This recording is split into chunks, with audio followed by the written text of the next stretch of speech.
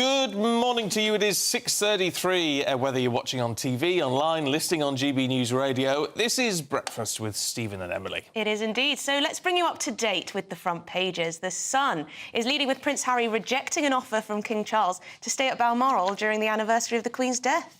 For the Times this morning, the Prime Minister is apparently on a collision course with former leaders over HS2, as we've been reporting today. Yes, The Guardian says Rishi Sunak is considering banning the next generation from smoking, which could be one of the world's toughest anti-smoking measures. And the Mail has a tragic teenager who fought doctors' attempts to withdraw her life support until her death can finally be named. Let's talk through some of those headlines then, and lots of other stuff as well, with former Daily Star editor, and of course one of our very own, Dawn Neeson, and the legendary broadcaster, David Hamilton. Good morning. Good morning. Nice to see you both this morning. Can we have a look, because we've been talking about it this morning already, the smoking ban, David. The Guardian's picked up on this, and lots of other papers as well. The idea that the PM wants to sort of phase the legal age of smoking, wants to raise it every year so that you have a whole generation that just can never do it. Yeah, this is similar to measures that have been brought in New Zealand, and I think possibly Australia as well. New Zealand brought this in last December, increasing the legal smoking age so that tobacco would never be sold to anyone born apparently after January the 1st, 2009. In my opinion, if you ban anything, you make it more exciting. Yeah, but you smoked for a long time, didn't you? I did, yeah. I gave up smoking when I was 50, when my oldest friend died of cancer, and I went to the London hospital and I saw young men dying of cancer, and it was shock. That was shock tactics that stopped me smoking. Best thing I ever did. I don't think I would be here today. No, well, see, this is the thing. It's a tough one because it's a bit Big Brother. I mean, Julian in Yorkshire's been in touch and said, hi, Julian, says, as much as I don't agree with banning freedom of choice, I do think there's a strong case to phase out smoking. I wish someone had stopped me. It took a massive myocardial infarction, effectively a heart attack, to make me stop. I'm lucky to be alive, lucky to be able to send this email. Smoking is a killer. It is a killer. My dad died of lung cancer, and he was a smoker. He was also a lorry driver, so it could have been lorry fumes. But banning anything makes me very twitchy. I don't want the government micromanaging my life any more than they absolutely had to. We experienced it during COVID, where they were literally telling you how to walk down the street. Yes, it's a killer, but I also worry about banning something like this. You would just... If people are going to smoke, they're going to smoke. If people drink, they're going to drink. It drives it underground. It fuels the black economy. It helps criminal, makes money. But didn't they always say that about even banning it from pubs and nightclubs and all the rest of it, that it wouldn't have an impact, it was unfair? It has actually had a big impact on the number of people smoking. Lots of people are vaping now, aren't they? That's what's happening now.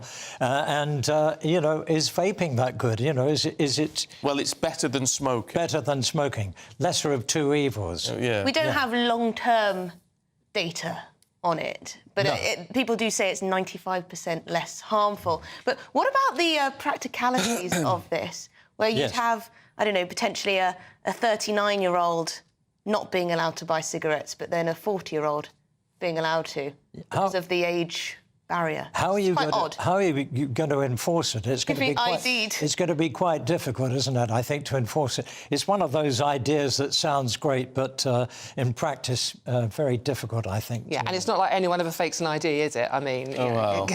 Also, young people are smoking less anyway.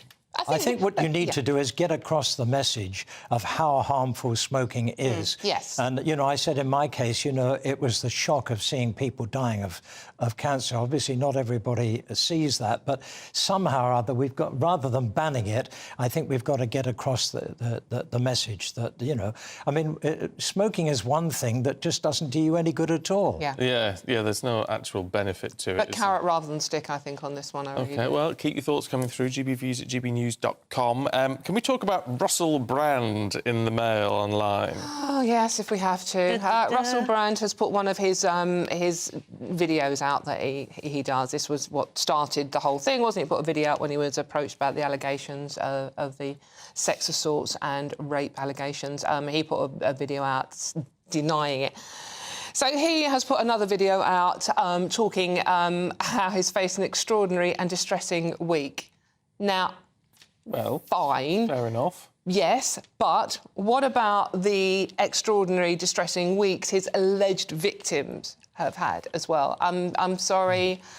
I just think this is poor little me, and he is begging fans to support him on a Rumble channel. It's like you can subscribe to this channel for $60 or whatever. So you have to pay for it. You have to pay. You don't get nothing. It was basically an nothing advert, wasn't it, Dawn?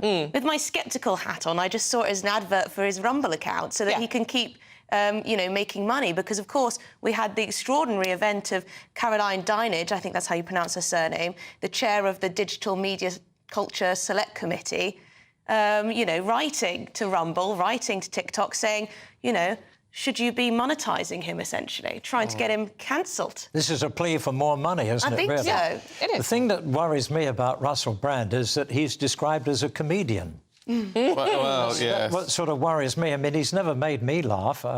Has he made you laugh? He did make people laugh. Does he make you laugh? Well, no, because it's not my cup of tea, but No. you can't deny how popular he was at his peak. We actually went to see him live many years ago, and I'm not a prude in any way, shape or form, but some of the jokes were really... I mean, look, comedy is comedy, OK, but some of the jokes I found really offensive. There was a joke he tells about a cat, and I'm not even going to describe what he was describing in this joke. Oh, horrible. And it was pretty vile. And I just think that if that's the sort of person you are... Well, this is an advert, in any case, for... Well, let's have Let's have a quick look. Hello there, you Awakening Wonders. Obviously, it's been an extraordinary and distressing week, and I thank you very much for your support and for questioning the information that you've been presented with. By now, you're probably aware that the British government have asked big tech platforms to censor our online content, and that some online platforms have complied with that request. What you may not know is that this happens in the context of the Online Safety Bill, which is a piece of UK legislation that grants sweeping surveillance and censorship powers, and it's a law that has already been passed. Well, there you go. It's interesting how he brings in the Online Safety Bill, because people do have genuine concerns about the Online Safety Bill, but I'm not sure where it fits in with what he's talking about. No, I don't know. But look, allegations have been made. He's denied them. Police have now got a Involved, file. exactly that. So, yeah. I'm a great believer in innocent until proved guilty. And he hasn't been proved guilty of anything yet. So let's just wait and see. Well, exactly so. You do Very have to sensible. question how he's going to get a fair trial, though, with all this already out there, if it does go to court. No. Yeah, I was speaking to a barrister who said exactly that. Could he have a free and fair trial now with all the press? It'd be very hard to find a jury that hadn't seen all of the coverage, wouldn't it? Exactly that, it really would. It would. What's the Express saying about the PM, David? Well, the Express is saying on the front page, only true Tory values can save the party's soul. Ahead of next week's party conference in Manchester, grandees are demanding pulling Britain out of the European Human Rights Treaty so that the government can finally stop the boats. So that's one of the... I mean, it sort of reeks of desperation, doesn't it, really? I mean... It's going to be a rough ride, this conference. Yeah. Yes. It's not going to be fun. No. But the fact it's in Manchester as well, with the story about HS2. It's really not going to go down well, is it? I mean... And the doctors are striking over the course of the Tory conference. And what else is going on? You've got something else. Oh, train strikes as well. Yeah. So it could be a bit of a car crash. These conferences are always a bit depressing. Is it going to be funny that they're going to be striking during the Tory conference, but probably not during the Labour? Not that it's a political strike. Don't you imply that there are any political reasons behind these strikes whatsoever? But suddenly Rishi has come out fighting, hasn't he? He's saying all these things, promising everything. You know, he's had months and months of not seeming to do anything, and now suddenly I'm going to do this, I'm going to do that, and it's like. But he's got a lot of ground. I'll tell you what I want to do with the Prime Minister, and this is nothing to do with politics at all, but I want to drag him in for a really intensive media training session, because he's clearly a very clever man. You know, whether you like him or not, he's a very, very clever man who thinks through what he wants to do. But can he present it? Can he give a speech?